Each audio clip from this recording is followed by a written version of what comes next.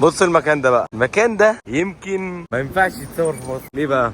المكان ده محل للدرونز بس، حرفيا اي درون ممكن تتخيلها في حياتك انت هتلاقيها هنا. بصوا ده برضو دي جي اللي انا كنت فيه، هتلاقي برضو هنا دي جي تاني برضو بتفصلوا هنا، وفي برضو دي جي صغيره.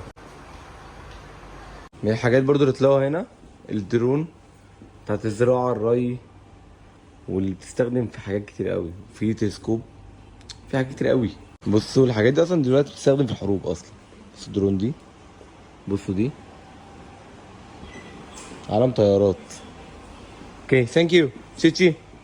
سي يو. اوكي بيج بوس. اوكي ثانك يو. سي يو باي تشيتشي. يعني حرفيا لو انتوا حابين تشتروا درون من مكان فتشتروا من هنا، بس هتدخلوها ازاي معرفش. انا عن نفسي اتمنى يكون معايا واحده، اعتقد ممنوعه او محتاجه تصريحات ان هي تكون في مصر، بس هنا حرفيا بيلعبوا اكنها لعبه عاديه. يعني عيد ميلاد بنت اختي مثلا بكره وعندها 5 سنين، انا هجيب لها درون. ده هما بيتعاملوا كده.